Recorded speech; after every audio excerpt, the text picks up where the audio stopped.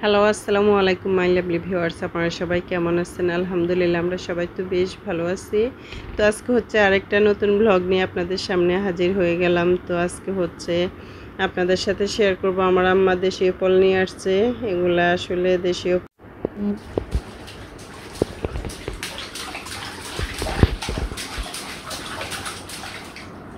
এদিকে। তো এই যে এখানে হচ্ছে সকালবেলা আমরা সবাই কাঁঠাল বা রুটি খেয়েছি।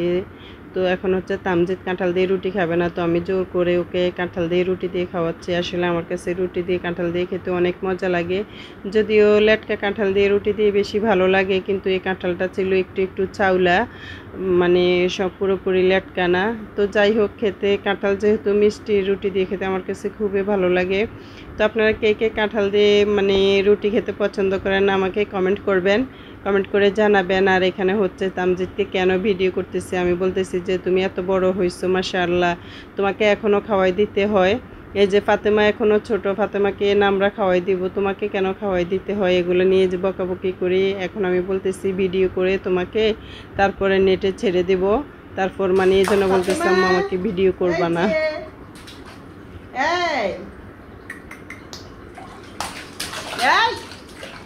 এদিকে এদিকে। তো এই যে দেখতে পাচ্ছেন আমার মামুনিটা পানিতে গোসল করার সময় কি অবস্থা করেছে।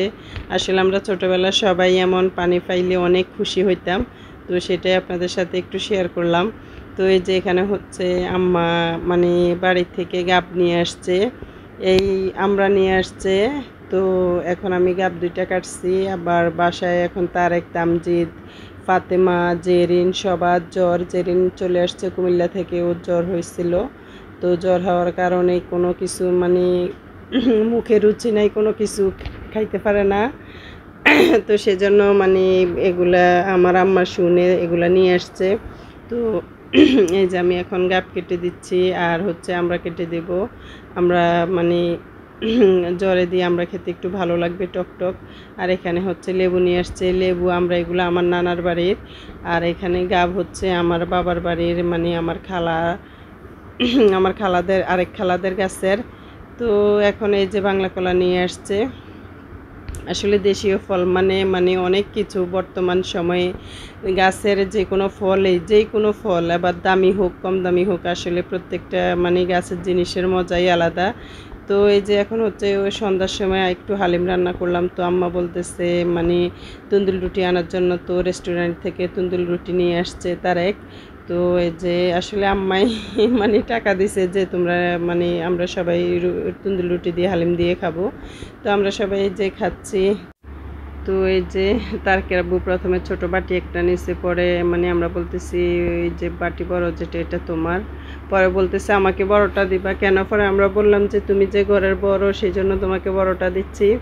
তো এই যে পাতিলে আর একটু হালিম আছে, এটা সকালে আল্লাহ বাসাইলে আমরা পরোটা বানাবো, পরোটা দিয়ে খাবো। তো ভিডিওটি কেমন লাগছে, ভালো লাগলে একটা লাইক দিবেন, পাশে থাকার জন্য ধন্যবাদ, সবাই ভালো থাকবেন।